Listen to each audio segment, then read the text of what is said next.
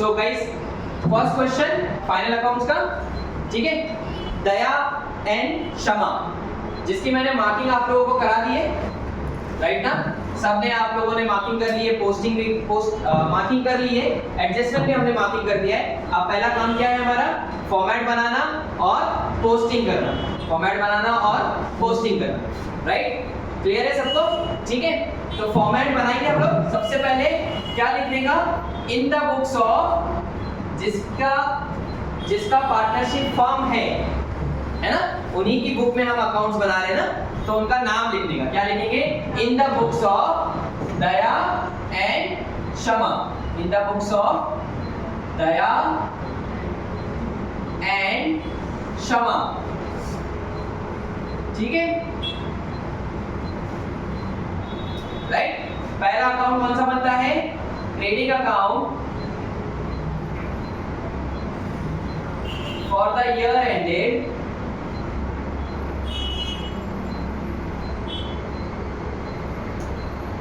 31st March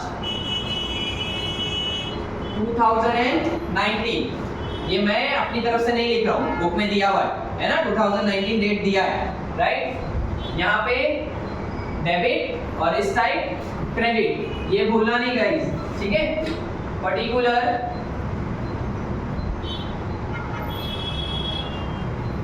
amount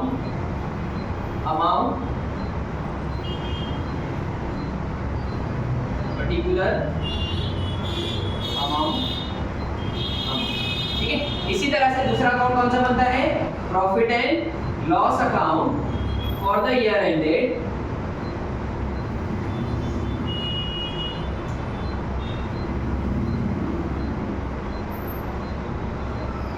31st March 2019। ये side कौन सा होता है? Credit side.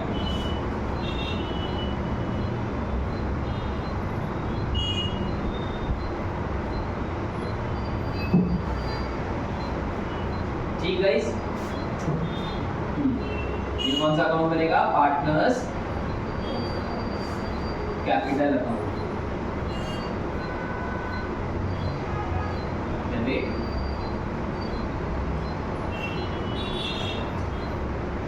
क्या नाम है? दया एंड क्षमा। यहाँ पे नाम आएगा, अमाउंट नहीं आएगा, ठीक?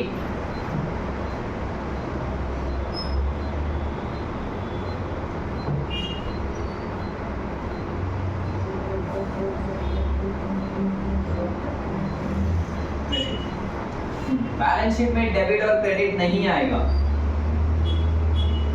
क्यों नहीं आएगा? क्योंकि यहाँ पे डेबिट और क्रेडिट जो है वो उल्टा हो जाता है। बाकी सारे अकाउंट्स में आप देखेंगे ये वाला साइड जो होता है वो डेबिट साइड होता है और ये वाला साइड जो होता है वो क्रेडिट साइड होता है, राइट?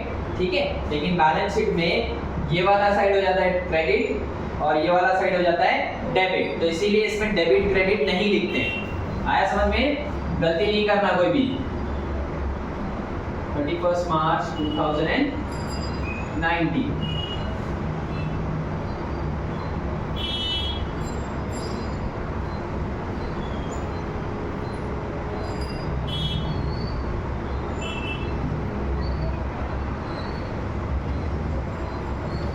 बाकी सारे अकाउंट्स में हम लोग क्या लिखते हैं? पर्टिकुलर अमाउंट लिखते हैं, राइट ना? इसमें क्या लिखते हैं? Liabilities amount and assets amount. Particular की जगह पे लायबिलिटी और असेट्स आता है।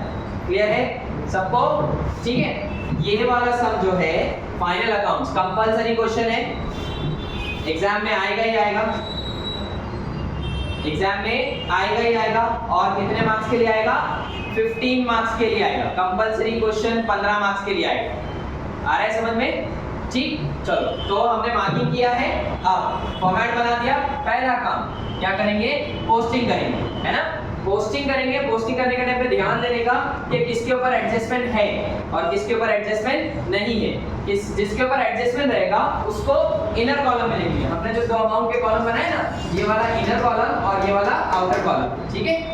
जिसके ऊपर एडजस्टमेंट होगा उसको क्या करेंगे हम लोग? इनर कॉलम में लिखेंगे, और जिसके ऊपर एडजस्टमेंट नहीं होगा उसको डायरेक्ट आउटर कॉलम में लिखेंगे। आ रहा है समझ में? ठीक, तो बोलो क्या दिया है? स्टॉक, सबसे पहले दिया है स्टॉक, तो क्या होता है वो opening stock, opening stock.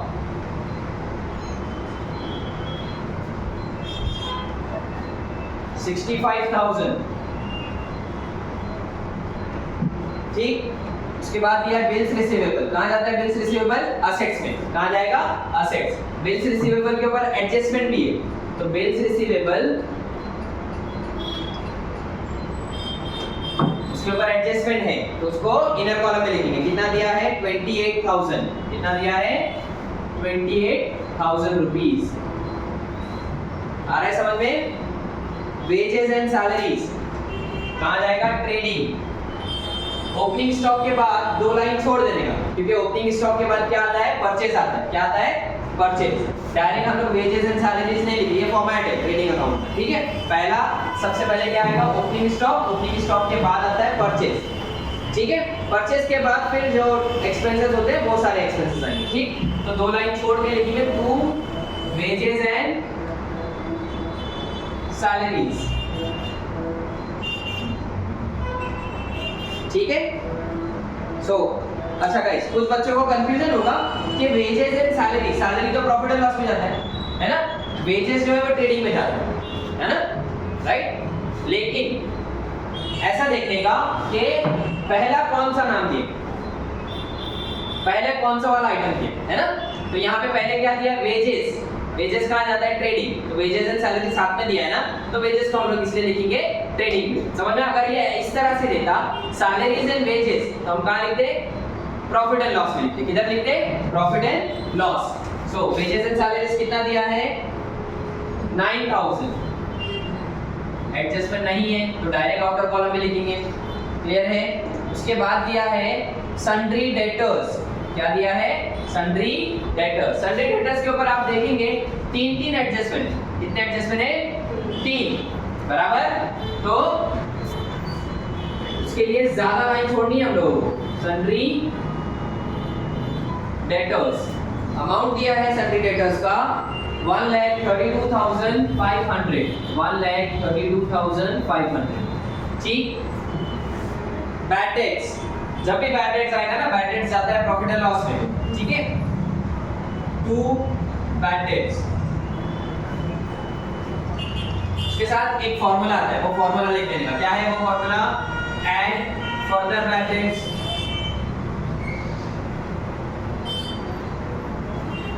add new RDD less old RDD, clear है गाइस, ठीक है। तो बैड डेट्स का अमाउंट है 1000, बैड डेट्स के सामने लिख दो 1000।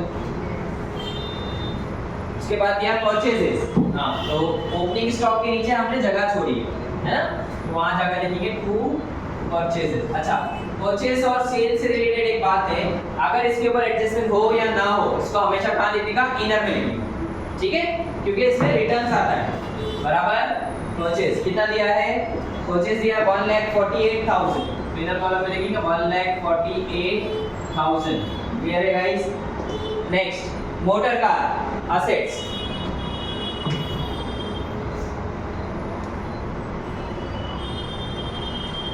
अमाउंट क्या दिया है? 68,000। एडजस्टमेंट है मोटर कार के ऊपर? नहीं है, तो डायरेक्ट आउटर कॉलम में 68,000।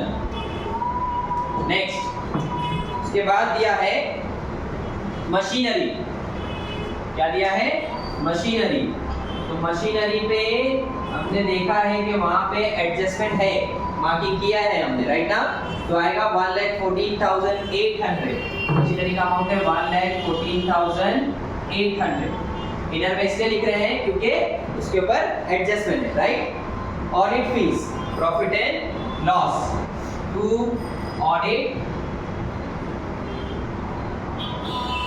फीस कितना दिया है? 1,200। कोई एडजस्टमेंट नहीं है, डायरेक्ट आउटर कॉलम में। अच्छा बच्चों, आप परेशान हो रहे होंगे कि मैं सबके सब डेबिट में क्यों लिख रहा हूँ, क्योंकि अभी तक मैं डेबिट साइड में ही हूँ, है ना। ट्रायल बैलेंस में डेबिट में दिया है, मतलब वो डेबिट साइड जाएगा, क्रेडिट में दिया है क्रेडिट साइड जाएगा। आ रहा है समझ में? ठीक, तो कंफ्यूज नहीं होना। नेक्स्ट, उसके बाद दिया है sales return. Sales return sales return के बारे में मैंने आप लोगों को बताया था, फिर से बताता हूँ। सेल्स रिटर्न क्या होता है? जब कोई चीज हम खरीद कर आते हैं, है ना, दुकानदार से जब हम खरीदते हैं तो दुकानदार ने क्या किया, सामान हमें बेचा, बराबर। अब वो कोई सामान में हम लोगों को डिफेक्ट निकल जाता है, साइज छोटा हो जाता है या कुछ भी हो जाता है, राइट। दूसरे दिन हम उसको जाते क्या करते हैं, रिटर्न कर आते हैं, राइट ना। उसने बेचा था, अब जाकर हम उसको रिटर्न कर रहे हैं। पहले सेल्स हुआ, जब हम खरीद कर आते हैं तो उसने क्या लिखा, सेल्स हुआ, राइट ना। सेल्स, कितना सेल्स हुआ, बराबर। फिर जब हम उसको सामान खराब होने की वजह से उसको वापस करते हैं तो अपनी बुक में क्या लिखेगा, सेल्स रिटर्न, राइट ना। सेल्स रिटर्न हुआ ना ये, ठीक। तो सेल्स क्या करेंगे, सेल्स रिटर्न को क्या करेंगे, सेल्स में से माइनस करना पड़ेगा। एग्जैक्ट नेट सेल्स फाइंड करने के लिए सेल्स रिटर्न को माइनस करना होगा, किसमें से, सेल्स में से। सेल्स कहां जाता है, ट्रेडिंग अकाउंट के क्रेडिट साइड। कौन सा साइड, ट्रेडिंग अकाउंट के क्रेडिट साइड, सबसे ऊपर आता है बाय सेल्स, लिख दो बाय सेल्स लेस रिटर्न्स। आया समझ में, ठीक। रिटर्न्स कितना दिया है, सेल्स रिटर्न दिया है 2000 रुपीस, तो यहां हमने लिख दिया 2000, ठीक है। नेक्स्ट आगे बढ़ते हैं। उसके बाद दिया है discount, profit and loss to discount. Clear है गाइस, 2300, कोई एडजस्टमेंट नहीं है तो आउटर कॉलम। नेक्स्ट बिल्डिंग कहां जाएगा, असेट्स में। मशीनरी पे एडजस्टमेंट है, एक लाइन छोड़ के लिखने का, ठीक है। इनर कॉलम में लिखने का यही एक फायदा है कि हमें पता चलता है कि इसके ऊपर एडजस्टमेंट है और किसके लिए लाइन छोड़नी है, बराबर, ठीक है। तो बिल्डिंग के ऊपर एडजस्टमेंट है ना। बिल्डिंग्स दिया हुआ है 75,000, ठीक है गाइस। नेक्स्ट आगे बढ़ते हैं। Cash at bank assets,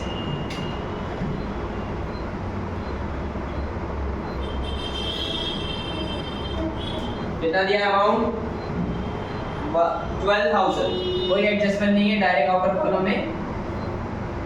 next फिर बोल रहा है 10% इन्वेस्टमेंट। अच्छा 10% इन्वेस्टमेंट, ये जो 10% आया ना, इससे समझ जाने का कि ये एक छुपा हुआ एडजस्टमेंट है, हिडन एडजस्टमेंट है इसके ऊपर। कैसे, एक्सप्लेन करता हूँ। आप जब कोई चीज मार्केट से, जैसे फॉर एग्जांपल हमने किसी कंपनी के शेयर्स खरीदे, बराबर, प्रेफरेंस शेयर्स खरीदे। प्रेफरेंस शेयर्स को क्या होता है, fix rate of interest, fix rate of dividend मिलता है, मतलब उनका प्रॉफिट फिक्स होता है कि भाई तुमको इतना प्रॉफिट मिलेगा। आ रहा है समझ में, ठीक है। तो हमने क्या किया, उस कंपनी के शेयर्स को खरीदा, तो ये हमने क्या किया, इन्वेस्टमेंट किया, है ना। हमारे पास पैसा था, हमने इन्वेस्टमेंट किया, राइट। अब कंपनी ने बोला कि तुमको 10%, 12%, 15%, जो भी है वो कंपनी डिसाइड करती है, ठीक है। कंपनी ने डिसाइड करके हमको बता दिया कि इतना तुमको मिलेगा। तो ये भी वही है ना, 10% इन्वेस्टमेंट किसमें भी किया होगा, डिबेंचर्स खरीदा होगा, फिक्स्ड डिपॉजिट होगा या कुछ और होगा, इन्वेस्टमेंट किया है ना, राइट। तो 10% जो ये क्या, ये इंडिकेट करता है कि इसके ऊपर अपने को प्रॉफिट मिलने वाला है ना। ये 10% जो है ये इंडिकेट कर रहा है कि इस पे प्रॉफिट मिलेगा। कितना परसेंट मिलेगा प्रॉफिट, 10%, राइट ना। तो इसीलिए इसके ऊपर क्या है, छुपा हुआ एडजस्टमेंट, हिडन एडजस्टमेंट, तो इसको इनर कॉलम में लिखेंगे। इन्वेस्टमेंट दिया कितना है वैसे, 20,000, कितना दिया है, 20,000। क्लियर है guys. Next advertisement paid for 9 months. Advertisement कहां जाएगा, profit and loss to advertisement.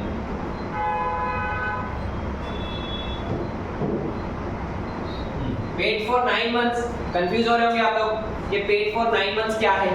Paid for 9 months ये है बेटा, साल में कितने महीने होते हैं, 12, है ना। लेकिन उसने पे कितने के लिए किया है, सिर्फ 9 मंथ्स के लिए किया है। 3 महीना बाकी है ना, बाकी है नहीं, बाकी है, बाकी, ठीक है ना। तो 3 महीना जो बाकी है ना, उसके ऊपर एक छोटा सा एडजस्टमेंट है, हिडन एडजस्टमेंट, राइट ना। तो इसको भी हम लोग क्या करेंगे, इनर कॉलम में लिखेंगे, बराबर। कितना दिया है, 4,500 रुपीस। नेक्स्ट उसके बाद दिया है रॉयल्टीज, कहां जाएगा, ट्रेडिंग टू रॉयल्टीज, 3,000।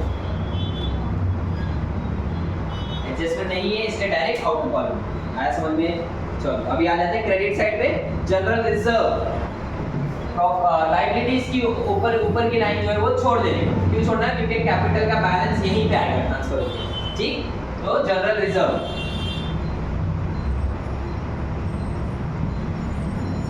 जाता है लायबिलिटीज में, इसके ऊपर कोई एडजस्टमेंट नहीं है, तो डायरेक्ट आउटर कॉलम में लिखेंगे 14,500। क्या लिखेंगे? 14,500। आया समझ में? Next capital account Daya and क्षमा, तो पार्टनर्स कैपिटल, हमने पार्टनर्स कैपिटल का अकाउंट बनाया है, पार्टनर्स कैपिटल अकाउंट, राइट ना? कौन सा बैलेंस है ये? कैपिटल अकाउंट कौन सा बैलेंस होता है? Credit balance. कौन सा बैलेंस? क्रेडिट। तो क्रेडिट साइड में लिखेंगे, क्या लिखेंगे इसको? ध्यान से देखो, इसका हमेशा ऐसा लिखेगा बाय बैलेंस ब्रॉट डाउन। क्या लिखेगा? By balance brought down. तो दया का अमाउंट दया के कॉलम में और क्षमा का अमाउंट क्षमा के कॉलम में। दया का है 1,60,000 और क्षमा का है 1,20,000। 1,60,000 and 1,20,000। Understood? Creditors, liabilities.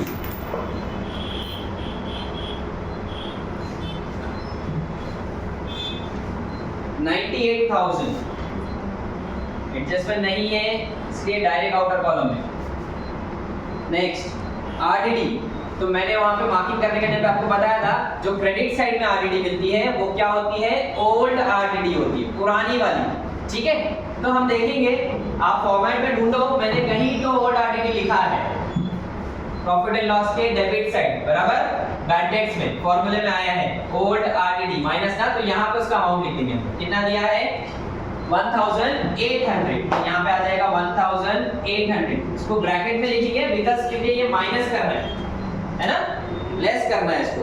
ठीक, उसके बाद दिया है सेल्स 2,85,000। सेल्स हम लोग लिख चुके हैं, खाली अमाउंट डालना है 2,85,000। नेक्स्ट उसके बाद दिया है आउटस्टैंडिंग वेजेस। आउटस्टैंडिंग समझता है ना, जो पेमेंट करना बाकी है, काम हो चुका है, पे नहीं किया अभी तक।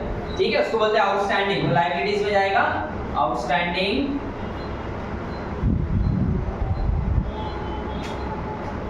वेजेस 700। एडजस्टमेंट नहीं है, इसलिए डायरेक्ट आउटर कॉलम, बराबर? परचेज रिटर्न, परचेज को इनर में लिखा था ना हमने। अच्छा, सेल्स वाला बताया मैंने कि दुकानदार ने सेल किया और हमने उसको जाकर वापस कर दिया, तो सेल्स रिटर्न वो आई, बराबर ना? लेकिन हम अपनी बुक में क्या दिखाएंगे? हमने परचेज किया था ना, तो परचेज लिख दिया हमने कि भाई इतना परचेज हुआ, लेकिन उसमें से एक आइटम हम जाकर वापस कर दिए, रिटर्न कर दिए ना, तो परचेज रिटर्न, तो परचेज में से उस आइटम को माइनस करना पड़ेगा नहीं करना पड़ेगा, बराबर? ठीक, तो यहाँ पे हो जाएगा लेस रिटर्न्स। कितना दिया है? 4,000। रिटर्न्स हो गया लेस, ब्रैकेट में इसलिए लिखेंगे क्योंकि उसको लेस करना है। आगे बढ़ते हैं। डिस्काउंट, तो आप देखोगे डिस्काउंट दोनों जगह है, डिस्काउंट डेबिट साइड भी था और डिस्काउंट क्रेडिट साइड भी आ रहा है। तो ये वाला जो होता है ये हम डिस्काउंट देते हैं, कोई चीज आपसे खरीदने आया उसको हमने डिस्काउंट दिया, और ये वाला जो होता है ये डिस्काउंट हमको मिलता है। हम किसी से कोई चीज खरीद कर आ रहे हैं तो हमें डिस्काउंट मिल रहा है, समझ में आया? तो ये आ जाएगा बाय डिस्काउंट। एक लाइन ऊपर की यहाँ की छोड़ देगा क्योंकि यहाँ पे ग्रॉस प्रॉफिट जो है कैरीड होता है, समझ में आ रहा है? बाय डिस्काउंट कितना दिया है? 1,800 डायरेक्ट आउटर कॉलम में। क्लियर है गाइस? सारी पोस्टिंग हो गई ना? ठीक, तो अभी एडजस्टमेंट पे आ जाते हैं। अब आ जाते हैं adjustment. Closing stock ₹40,000। Opening stock को हमने लिखा था ट्रेडिंग अकाउंट के डेबिट साइड, तो लॉजिकली अगर सोचेंगे क्लोजिंग स्टॉक कहाँ जाएगा? ट्रेडिंग अकाउंट के क्रेडिट साइड, बराबर? क्लोजिंग स्टॉक क्या होता है? साल के एंड में जो माल बच जाता है उसको बोलते हैं क्लोजिंग स्टॉक, राइट? तो बाय क्लोजिंग स्टॉक। एक इफेक्ट ये हो गया 40,000। इसका सेकेंड इफेक्ट क्या जाएगा? आपका माल है ना, सामान आपका शॉप है, मोबाइल का शॉप है, ईयर एंड चल रहा है, आपने अकाउंटिंग किया, ठीक है, सारा करने के बाद आपको पता चला कि आपके पास स्टॉक इतना बचा है, 40,000 का स्टॉक बचा है, तो आपका क्या होता है? Assets, one assets. तो इसका सेकेंड इफेक्ट कहाँ जाएगा? असेट्स में, ठीक है? असेट्स में लिखेंगे closing stock 40,000। Understood guys? Next, depreciate building and machinery at 5% and 3% respectively. Depreciate मतलब वैल्यू को कम करना। किसकी वैल्यू को कम करने बोल रहा है? Building and machinery. बिल्डिंग को कितना परसेंट? 5% और मशीनरी को कितना परसेंट? 3%, राइट? तो वैल्यू को कम करना मतलब उसमें से वैल्यू को निकालना उतना परसेंट, है ना? ठीक है। और डेप्रिसिएशन याद रखने का, हमेशा फिक्स असेट्स पे ही चार्ज होता है। ठीक, चलो तो मशीनरी और बिल्डिंग कहाँ है मेरे पास? ये रहा, less debt at the rate 5%। 75,000 का 5% निकाल लेगा तो 75,000 एक जीरो हटाए तो ये हो गया 10%। कितना परसेंट हो गया? 10%। उसका कितना है बिल्डिंग का? Depreciate building and machinery 5% and 3%, ठीक है, बराबर। तो 10% आया। 10% को अगर 7,500 10% आ रहा है, मुझे चाहिए 5%, तो मैं क्या करूंगा? इसका आधा कर दूंगा, 2 से डिवाइड, बराबर। तो क्या आएगा? 3,750। आप इसको परसेंटेज के जरिए भी निकाल सकते हैं। कैसे निकालेंगे? सिंपल सा, क्या है? 75,000 into 5 divided by 100। 0 0 cancel, 5 0 0, 5 5 25 का 5, 2 carry, 5 7 35 plus 2 37। इस तरह से आप उसको निकाल सकते हैं। समझ में आया सबके? फाइन, ठीक। तो यहाँ से ये माइनस हो गया 3,750। अब मशीनरी पे बोल रहा है 3%। कितना परसेंट? 3%। तो लेस डेट मशीनरी पे जाने का और less debt at the rate 3%। तो कितना है? 1,14,800 into 3 divided by 100। 0 0 cancel, 3 8 24, 2 carry, 3 4 12 plus 2 14, 1 carry, 3 1 3 plus 1 4, 3 1 3, 3,444। ये आया मशीनरी का डेप्रिसिएशन 3,444। क्लियर है गाइस? अच्छा, ये तो यहाँ से माइनस तो कर लिया आपने, वैल्यू को कम करने बोला था, डेप्रिशिएट करने बोला था, फिक्स एसेट्स में से हमने कर लिया। अब सवाल ये उठता है, इसका सेकेंड इफेक्ट कहाँ जाएगा? इसका सेकेंड इफेक्ट क्या होगा? अच्छा बताओ। आपके पास मशीनरी है 20,000 कितने की है? 20,000 की, है ना? 20,000 की मशीनरी है, आपने उसको डेप्रिशिएट किया। कितना परसेंट? 10%। 2,000 रुपया उसका वैल्यू घटा दिया, तो आपका लॉस हुआ, प्रॉफिट हुआ? बट ऑब्वियसली लॉस हुआ, लॉस, ठीक है ना? तो लॉस नाम का कोई अकाउंट है हमारे पास? Profit and loss account. कौन सा अकाउंट? Profit and loss. तो उसका सेकंड इफेक्ट जाएगा प्रॉफिट एंड लॉस में। कहाँ जाएगा? प्रॉफिट एंड लॉस में। तो प्रॉफिट एंड लॉस में लॉस साइड कौन सा होता है? डेबिट साइड जो होता है वो लॉस वाला साइड होता है, और क्रेडिट साइड जो होता है वो प्रॉफिट वाला साइड होता है, ठीक है? तो कहाँ जाएगा? डेबिट साइड में जाएगा। क्या लिखेंगे? 2 लाइन छोड़नी है एडवर्टाइजमेंट में, बराबर ना? 2 डेप्रिसिएशन ऑन, अंडरलाइन करेंगे, बिल्डिंग मशीनरी, ठीक है? सो बिल्डिंग दिया है, बिल्डिंग पे कितना आया? 3,750 और मशीनरी पे कितना आया? 3,444। क्लियर है guys? Next, bills receivable included dishonoured bill of ₹3,000। अब बिल्स रिसीवेबल क्या होता है? कोई डेटर्स क्या होते हैं? बिल को एक्सेप्ट करते हैं, बराबर है ना? एक ये प्रॉमिसरी नोट होता है। बिल्स रिसीवेबल क्या होता है? Promissory note. इसमें जो डेटर होता है वो प्रॉमिस करता है कि इतने दिन में मैं आपको पेमेंट कर दूंगा, है ना? साइन और स्टैम्प करके देता है, राइट? ठीक।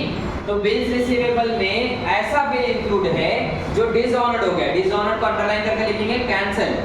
मतलब जब ड्यू डेट आई उस टाइम पे डेटर ने पेमेंट नहीं किया तो उसको बोलते हैं कैंसिल। समझ में? ड्यू डेट पे पेमेंट नहीं मिलना उसको बोलते हैं डिसऑनर्ड बिल। तो ऐसे बिल को बिल्स रिसीवेबल में इंक्लूड किया है। जाहिर सी बात है, डिसऑनर्ड कैंसिल बिल है, उसको क्या करना पड़ेगा? निकालना पड़ेगा वहां से। जो चीज कैंसिल हो जाती है उसको क्या करना पड़ता है? निकालना पड़ता है, राइट ना? तो उसको हम लोग वहां से निकाल देंगे। किस में से निकालेंगे? बिल्स रिसीवेबल में से, लेस डिसऑनर्ड बिल।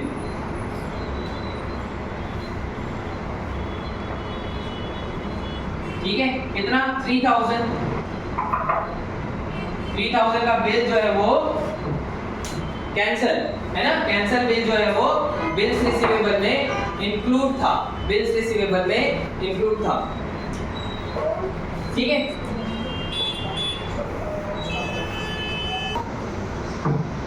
सो हम लोग कहाँ थे, डेप्रिसिएशन, राइट।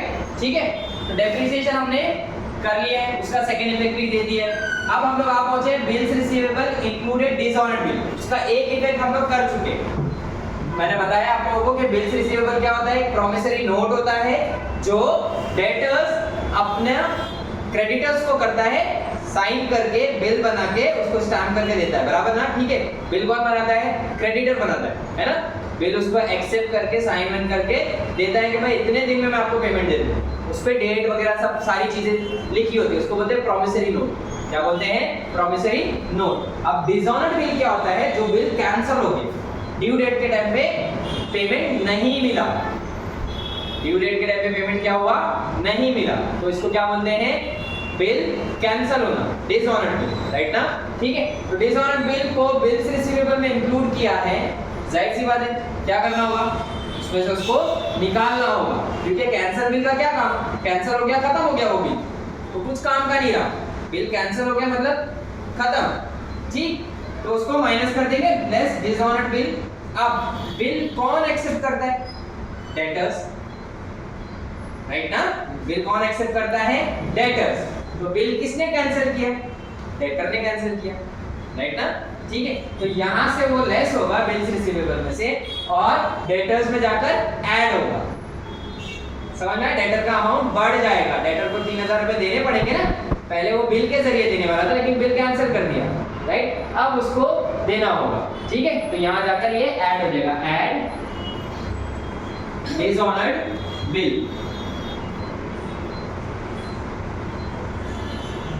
कितना, 3000 रुपीज। ठीक है, क्लियर है। नेक्स्ट आगे बढ़ते हैं, आगे बोल रहा है goods worth ₹1000 taken by Daya for personal use was not entered in the books of accounts। Personal use का अंडरलाइन करो, उसको लिखो ड्राइंग। पर्सनल यूज क्या होता है, ड्राइंग होता है, क्या होता है, ड्राइंग्स। मतलब बिजनेस में से कैश या काइंड्स पार्टनर्स अगर निकालते हैं तो उसको बोलते हैं ड्राइंग्स। क्या बोलते हैं, ड्राइंग। तो दया यहाँ पे कौन है, पार्टनर है, बराबर। दया ने अपने पर्सनल यूज के लिए 1000 रुपए का गुड्स निकाला, बिजनेस में से ले लिया। ठीक है, किसने लिया, दया ने, राइट ना। क्या लिया, गुड्स। गुड्स का रिलेशन जो होता है वो पूरा पूरा ट्रेडिंग अकाउंट के साथ होता है। किसके साथ होता है, ट्रेडिंग अकाउंट, बराबर।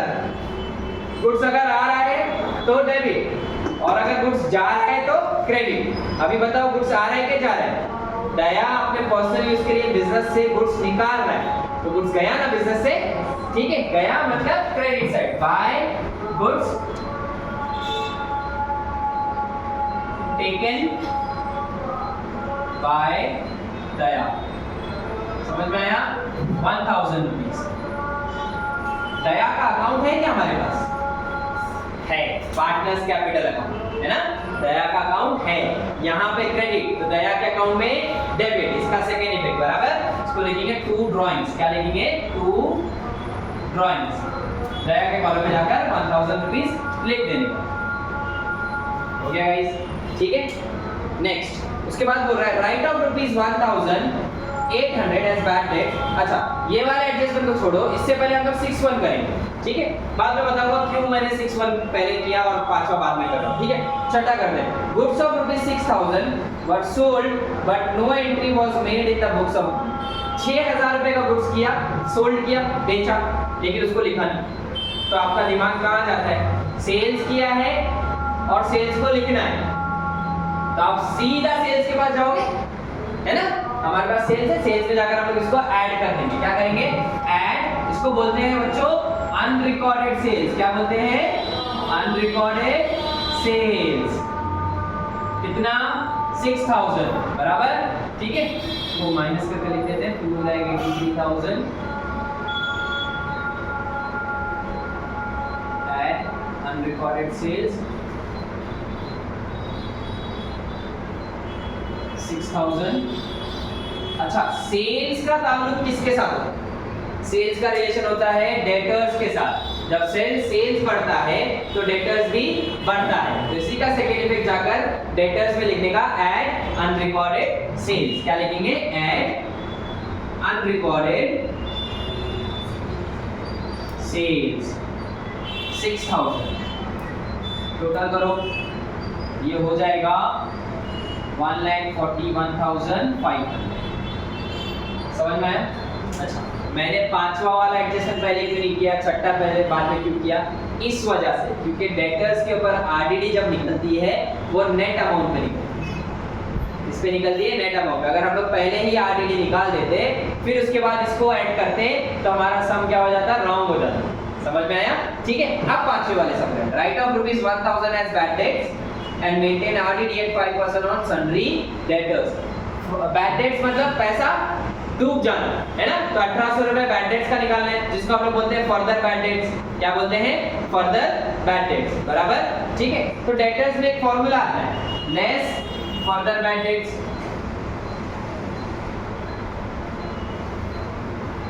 Less new RDD. ठीक है, ये फॉर्मूला है। तो जो राइट ऑफ ₹1,800 बैड डेट्स का दिया है वो फर्दर बैड डेट्स में जाकर लिख देने का 1,800। क्लियर है गाइस? 1,41,500 में से 1800 माइनस करो पहले, कितना बचेगा? 1,39,700। कितना बचा? 1,39,700। क्लियर है गाइस? है ना? उसके ऊपर नेट अमाउंट के ऊपर आरडीडी निकाली जाती है। आरडीडी क्या होता है? Reserve for doubtful debt. ऐसा पैसा जिसके ऊपर हमें डाउट है मिलेगा या ना मिलेगा, इसीलिए हम उसके लिए पहले से रिजर्व करके रखते हैं, उसको बोलते हैं आरडीडी। राइट? क्लियर है? ठीक। तो बोल रहा है कितना परसेंट है? 5%। तो 1,39,700 का 5% निकालेंगे इंटू 5 डिवाइडेड बाय 100। 0 0 कैंसिल, 5 7 जा 35, 3 कैरी, 5 9 जा 45 प्लस 3 48, 4 कैरी, 5 3 जा 15 प्लस 4 19, 1 कैरी, 5 1 जा 5 और 1 6, 6 9 8 5। कितना आया? 6 9 8 5। समझ में आया? 6 9 8 5। अच्छा, ये माइनस करने वाली चीज है ना, तो इसको ब्रैकेट में लिखा। अच्छा, अब इसका सेकंड इफेक्ट कहां जाएगा बच्चों? फर्दर बैड डेट्स और न्यू आरडीडी ढूंढने का कि हमने कहीं लिखा है, फॉर्मूला बनाया है। कहां पे? यहां जाओ, प्रॉफिट एंड लॉस के डेबिट साइड में बैड डेट्स में देखो, add further bad debts add new RDD. वहां पे लेस होगा और यहां पे ऐड होगा। सो फर्दर बैड डेट के सामने 1,800 और न्यू आरडीडी के सामने 6,985। क्लियर है? सारे एडजस्टमेंट हो गए? नहीं, अभी भी दो हिडन एडजस्टमेंट बचे हुए हैं। बराबर? दो हिडन एडजस्टमेंट बचे हैं, देख लेते हैं कौन से। तो सबसे पहला 10% इन्वेस्टमेंट। 10% मैंने बताया था ना, 10% दिया है मतलब वो छुपा हुआ एडजस्टमेंट है, उसके ऊपर अपने को इंटरेस्ट मिलने वाला है। 10% कितना परसेंट इंटरेस्ट मिलेगा? 10%। राइट ना? तो इन्वेस्टमेंट है हमारे पास 20,000 का। 20,000 का 10%, एक जीरो निकाल दो, कितना हो गया? 2,000। बराबर? तो इस पे ऐड करेंगे, add interest, add outstanding interest.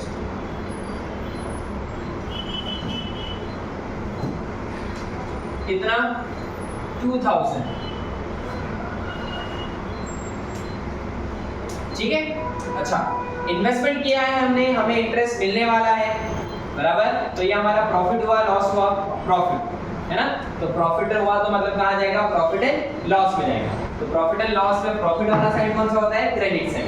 तो by interest on investment, by interest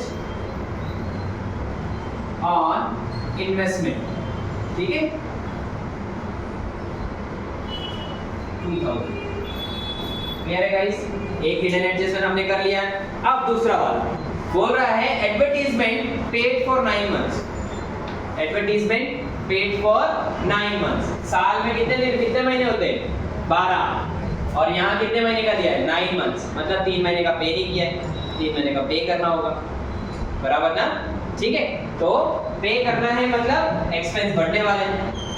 सबसे पहले ये 9 मंथ्स का है, तो इसको हमको क्या करना है, 12 मंथ करना है, 12 मंथ्स का करना है।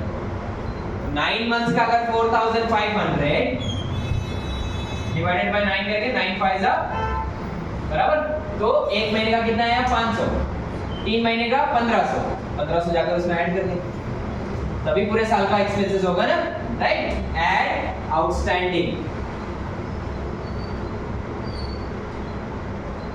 1500। अच्छा, पे करना बाकी, एक्सपेंसेस पे करना बाकी है। जो भी चीज हमें पे करनी होती है वो हमारी क्या होती है, लायबिलिटी। क्या होती है, लायबिलिटी। इसका सेकंड इफेक्ट जाएगा लायबिलिटी, आउटस्टैंडिंग एडवर्टाइजमेंट।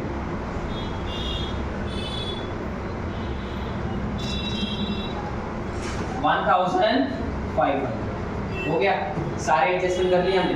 अब एडजस्टमेंट करने के बाद सारे आइटम्स को जो जो इनर कॉलम में सबको आउटर कॉलम में लिखिए। क्या करने का, आउटर कॉलम में। इधर क्या आएगा 1,44,000, ठीक है। यहाँ पे आएगा 2,89,000, राइट गाइस। ये 1800 और ये 1800 गया, कितना हो गया 7,985। क्लियर है, 6,000 यहाँ पे 4,917 7,194, ठीक है। आगे बढ़ते हैं, यहाँ पे 25,000 बराबर, ये क्या था 1,39,700, राइट। उसके ऊपर 6,985 माइनस 5 1, ठीक है, 7, 16 में से 9 गया तो 7 बचा बराबर, 8 में से 6 गया तो 2 बराबर 1,32,715, 1,32,715, राइट गाइस। 1,14,800 में से 3,000 निकालो तो कितना बचा 1,11,800।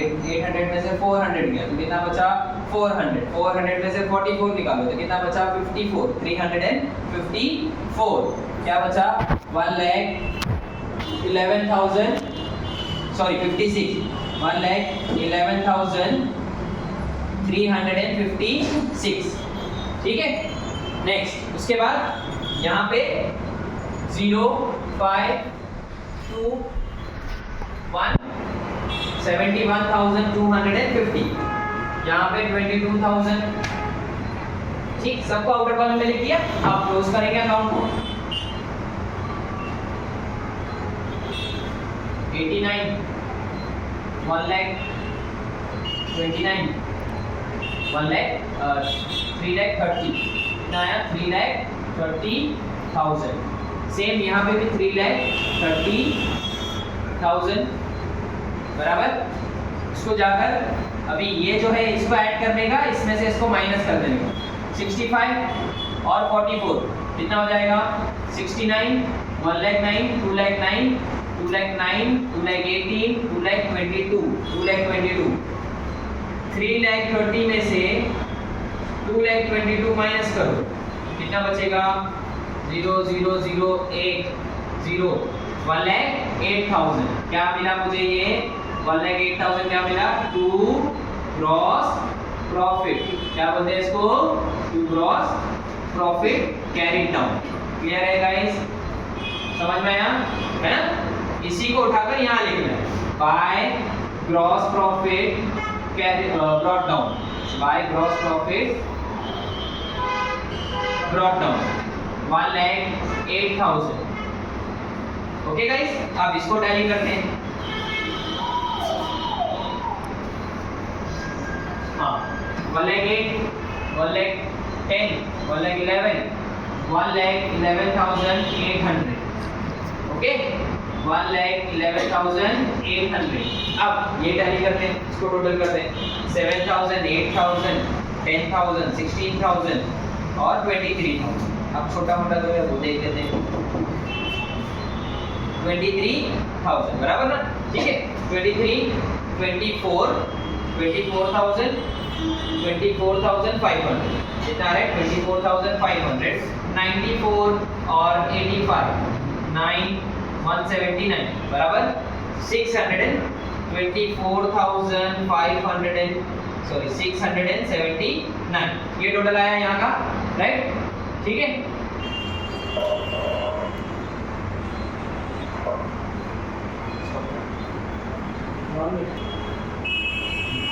सो क्या था 24,679 राइट 24,679 राइट अभी हम लोग यहाँ देखते हैं हमारे पास है कितना 1,11,800 में से 24,679 को माइनस करना ठीक है तो माइनस करेंगे तो यहाँ पे हम लोग को मिलेगा 1 2 1 11 में से 4 गया तो 7 11 में 10 में से 2 गया तो 8 कितना आया 87,121 इसको बोलते हैं to profit transfer to underline करने का दोनों पार्टनर का नाम दया एंड शमा ठीक है गाइस फाइन दोनों का इक्वल रेशियो है ना तो 2 से इसको डिवाइड कर देंगे 2 1 जा 2 2 4 जा 8 2 3 जा 6 2 5 जा 10 2 6 जा 12 ठीक है 1 पॉइंट है ना तो एक को 7 दे देने का और एक को 6 दे देंगे समझ में आया एक को क्या करेंगे 7 दे देंगे और एक को 6 दे देंगे तो हो जाएगा वो बराबर राइट एक को बढ़ा कर दे दो तो कितना आया 43,056 बराबर 43,056 आया समझ में सबके यहाँ पे आ गया 43,056 और यहाँ आ गया 43,057 दोनों का अकाउंट है हमारे पास इसी को उठाकर यहाँ लिखेंगे by profit and loss account क्या लिखेंगे by profit and loss account bracket में लिखेंगे प्रॉफिट क्या लिखेंगे प्रॉफिट कितना है 43,056 एंड 43,057 इसको क्लोज करेंगे ठीक है guys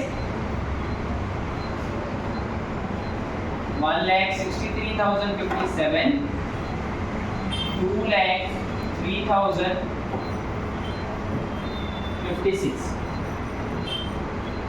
same 1,63,057 2,03,056 minus 1,000 2,02,056 1,63,057 fine guys ठीक है टू बैलेंस कैरी अकाउंट क्या बोलते हैं टू बैलेंस कैरी अकाउंट इसी को उठाकर यहाँ लिखेंगे कैपिटल अकाउंट ठीक है लिखेंगे दया एंड शमा क्या लिखेंगे दया एंड शमा 2,02,056 1,63,057 टोटल करेंगे 3 1 1 5 6 सो यहाँ तक हम लोग पहुंचे गाइस राइट अब आखिरी काम बचा है टैली जो आप लोग करके कमेंट में बताएंगे ठीक है चलो ऑल द बेस्ट